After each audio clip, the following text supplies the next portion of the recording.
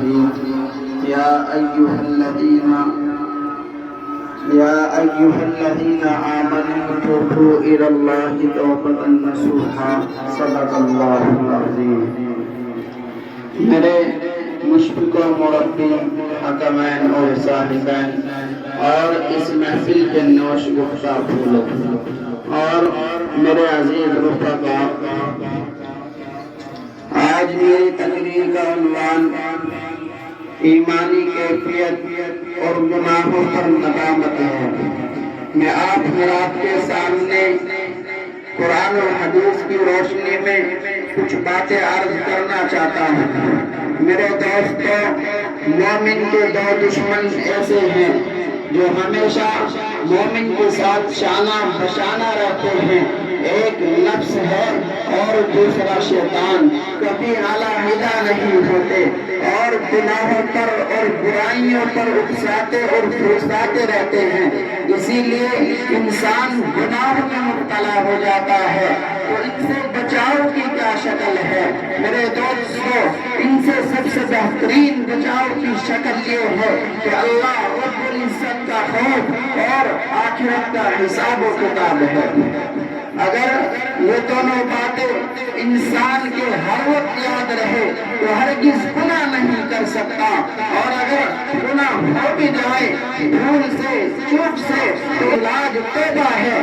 اللہ رب العزت کے سامنے گڑ گڑا کر اپنے آپ کو معاف کرا لے اور معافی دنیا ہی میں کرا لے۔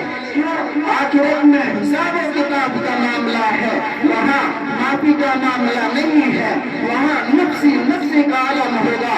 ہر ایک کو اپنی فکر ہوگی، ماں کو اپنی فکر ہوگی، باپ کو اپنی فکر ہوگی، بھائیوں کو اپنی فکر ہوگی اور بیوی بچوں کو اپنی فکر ہوگی۔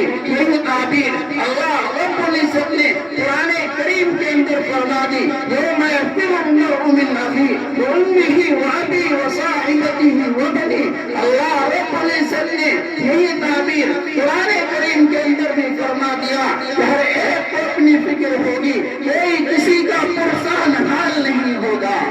میرے دوستو، چنانچہ جب گناہگار لوگ حضرت آدم علیہ السلام کے پاس پہنچیں گے اور سفارش کرتے ہوئے کہیں گے، انت ابونا وابو البشر خلقک ونفخ من روحہ وامر الملائکۃ فسجدوا لک، کہیں گے آپ علیہ السلام کو اللہ نے اپنے ہاتھوں سے سوارا ہے، الہ بیدہ ونفخ من روحہ، اور اپنی روح کو آپ نے پھونکا ہے، وامر الملائکۃ فسجدوا لک، اور اللہ رب العزت کے حکم پر فرشتوں نے آدم علیہ السلام کو سجدہ کیا ہے۔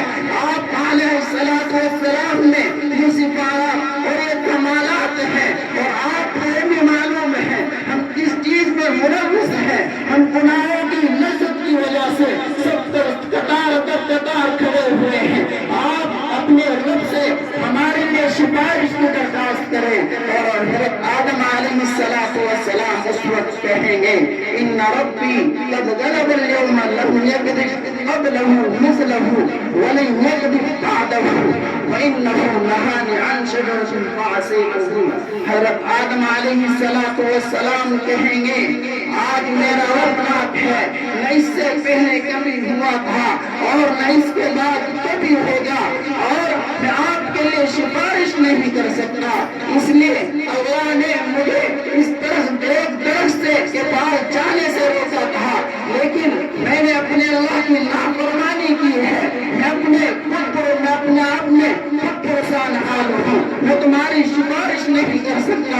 آپ نوح علیہ السلام کے پاس جائیں اور موسیٰ علیہ السلام کے پاس جائیں، حضرت عیسیٰ علیہ السلام کے پاس جائیں۔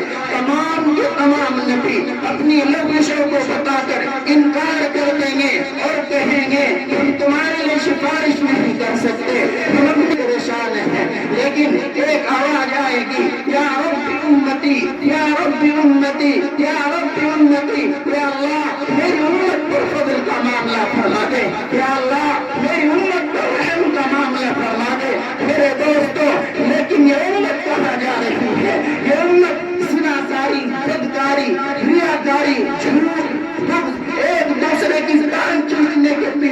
لگی ہوئی ہے اور وہ نبی ہر جگہ اس امت کو یاد کر رہا ہے. جس نبی نے اس امت کے لیے ایسی ایسی مشقتیں برداشت کی ہو. آپ حضرات کو وہ 3 سال کا زمانہ بھی یاد ہے. آپ حضرات کے سامنے وہ طائف کا منظر بھی آپ کے سامنے ہے. جب طائف کا آپ صلی اللہ علیہ وسلم نے سفر کیا تھا, وہاں کے بادشاہ نے آپ صلی اللہ علیہ وسلم کے پیچھے نوجوانوں کو لگا دیا تھا اور کہا تھا اس نوجوان کو پتھر مار مار کر طائف سے بھگا دیا جائے. آپ صلی اللہ علیہ وسلم خون میں لہولہان ہے, خون پیٹ سے بہہ رہا ہے, آسمان سے فرشتہ نازل ہوتا ہے اور کہتا ہے اے اللہ کے نبی, اے جناب رسول اللہ صلی اللہ علیہ وسلم, اگر آپ کہہ دیں تو اس قوم کو اس پہاڑ کے درمیان کھینچ کے ہلاک و برباد کر دے. لیکن آپ صلی اللہ علیہ وسلم کے اخلاق, کردار, تہذیب اور سلیقے کو دیکھیے. میرے دوستو, آپ صلی اللہ علیہ وسلم کہتے ہیں کہ قوم ایمان نہ لائے کوئی بات نہیں ہے, ان کی نسل ایمان لائے گی, ان کی آنے والی نسل ایمان لائے گی. میرے دوستو, یہ نبی اپنی امت کے لیے ایسی ایسی مشقتیں برداشت کر کے چلا گیا اور پھر آخرت میں بھی اس امت کو یاد کر رہا ہے, یا رب امتی, یا رب امتی.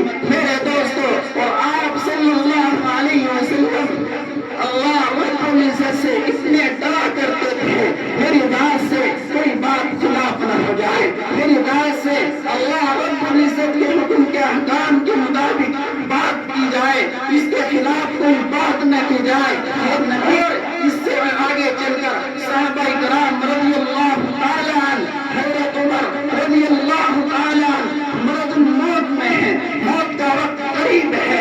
ایک آدمی تسلی دیتے ہوئے کہتا ہے آپ سابقین اول ہیں, خلفائے ثانی ہیں, آپ رضی اللہ عنہ ورضوان ہیں, آپ کو پریشان ہونے کی ضرورت نہیں ہے.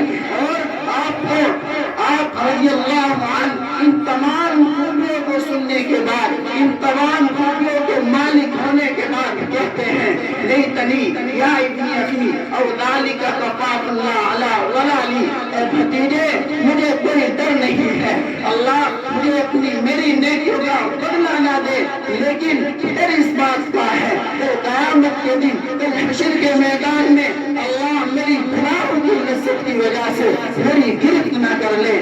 میرے دوستو, یہ ڈر ہے, یہ اللہ رب العزت کا خوف ہے. اور اللہ رب العزت نے قرآن کریم کے اندر فرما دیا وَأَمَّا مَنْ خَافَ مَقَامَ رَبِّهِ وَأَمَّا مَنْ خَافَ مَقَامَ رَبِّهِ وَنَهَى النَّفْسَ فَإِنَّ الْجَنَّةَ هِيَ الْمَأْوَىٰ. جو شخص اللہ رب العزت کے سامنے کھڑے ہونے سے ڈرتا ہے اور اپنے نفس کو خواہشات سے روکتا ہے, برائیوں سے روکتا ہے, بری صحبتوں سے روکتا ہے, اور پھر اس کا ٹھکانہ اللہ رب العزت نے مأوا قرار دیا ہے. فإن الجنة هي المأوى, اس کا ٹھکانہ مأوا ہے.